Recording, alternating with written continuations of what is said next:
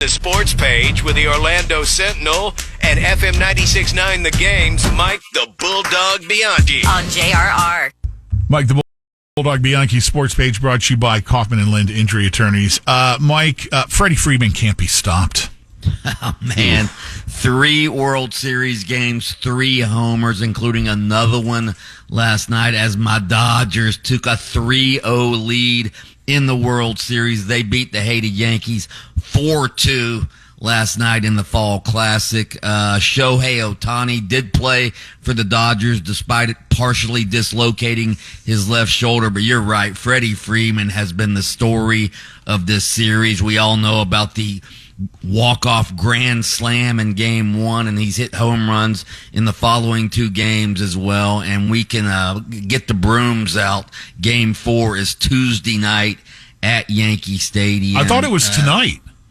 It's tonight. Yeah, it's Tuesday. All right. Yeah, Tuesday. Yeah, Tuesday night. Do you think they close it out tonight? I don't think Fox wants them to close it out because I think Fox wants more World Series games, but yeah, I think they do. Okay. I don't see it happening again, and especially being in New York. I say New York takes 1 here at least. Just don't pitch to Freeman. As much as I love my Dodgers, I would like to see the series continue because it's something else to watch, and I don't watch a whole lot of baseball during the regular season, but I like watching the World Series. Hey, speaking of not being able to be stopped, Paolo Banchero last night drops in 50. 50 points, 13 rebounds, 9 assists, and the Magic needed all of those statistics because they barely beat the Indiana Pacers 119-115.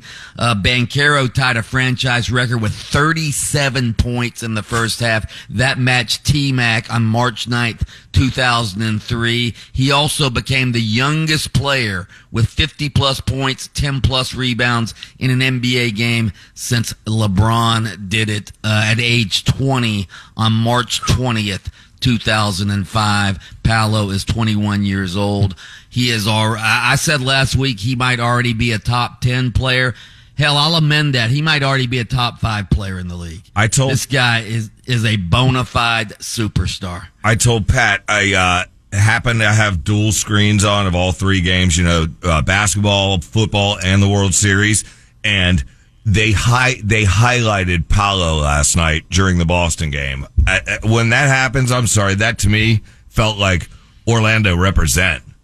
Hey, this is what we've been waiting for since Dwight left. We've been waiting for another superstar. Hey, how long do we have him locked in for?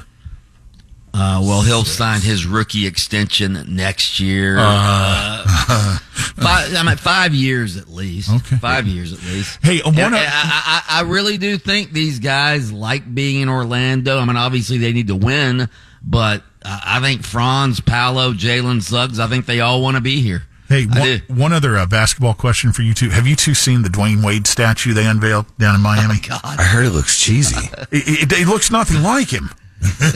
It literally looks nothing like him. He was defending it yesterday. He said, it's not necessarily supposed to look like me. It's just supposed to represent a moment in time. Okay. Okay, then, yeah. Yeah. So, yeah. Steelers beat the Giants last night. No big surprise there. Big news out at UCF. I told you guys yesterday I'm worried about Gus Malzahn if he's going to be able to keep his job. Man, you want to talk about big news yesterday. He announced the firing of his defensive coordinator, Ted Roof, yesterday. He also announced he's relinquishing play calling duties to offensive coordinator Tim Harris Jr., who, by the way, has never called plays before. So, yeah. There is a lot going on. Malzahn said these were his decisions, but I wonder. Ted Roof is a good friend of Malzahn's, coach with him at Auburn. He was Gus's hand-picked defensive coordinator during the offseason. They're going to have to pay him about $800,000 now because he's under contract through next year. Gus has he missed on his quarterback, KJ Jefferson. He missed on his defensive coordinator. And I think Terry Mahajer, the AD, pretty much told Gus, you need to do something here to save your job. It's a good thing the Gus bus isn't a boat or it'd be sinking. Yeah. Yeah. As it is, it's broken down on the side of the road with 3 flat tires. Right. Yeah. Waiting for a road ranger to show up. Yeah, it's bad. They've lost 5 straight. They got Arizona coming in this week. And now Gus has made all of these changes in the middle of the week. I don't know what's going. I thought Gus would I thought Gus was going to get the job done at UCF, but I'm starting to wonder now. Don't turn on him. Don't turn on him too. I'm just saying, when you've lost 5 in a row and you start, firing defensive coordinators and giving up play calling duties. I mean, Gus, when he took the job, he said, I want to be the play caller. That's what I do. Then he gave up the play calling duties about a year and a half later. Then he took them back again. Now he's giving them up again. It looks like the guy can't make up his mind about what's going on in that program. Hey, what's Scott Frost doing? Scott Frost is a analyst for the LA Rams. Yeah.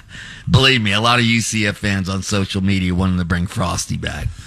So we'll see what happens. Lightning win last night in overtime against Nashville, 3-2 Bulldog. I know you were about to get to that. I was. By the way, bad injury last night. Former UCF basketball player, first-round draft pick of the Utah Jazz, Taylor Hendrick. He was the 9th overall pick 2 years ago. If you haven't seen it, he collapsed suddenly without any contact last night in the third quarter.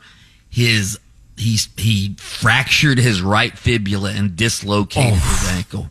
I mean, it was gruesome. It was gruesome. I wouldn't even go watch it if I were you guys. But I do not watch bad this. injury. All right, thanks for ending on an up note there, Bulldog. And then there's this. Did you see Anthony Richardson pulled himself out of the game the other day? He tapped out. Patty tapped. He tapped out because he was tired. Oh, God. He was tired. I saw Belichick on what's his name show on McAfee yesterday, and he's like, well, those guys a lot of those guys don't do the same workout as the rest of the team. He said Brady did, obviously, and a few. He tapped out, dude. Oh, my God. Mike the Bulldog Bianchi, host of Open Mic on AM 740 and FM 96.9 The Game. That would be like me saying right now, I gotta go home, dude. With you, though, people go, oh, it's taco. Okay, what else is new? This is a professional athlete in the NFL. Right. My God. Right. All right, listen to Under Oath with attorney Jeff Kaufman every Saturday morning at 7:30 on FM 96.9 The Game. You can catch extended versions on your favorite streaming platform. Lynch and Todd.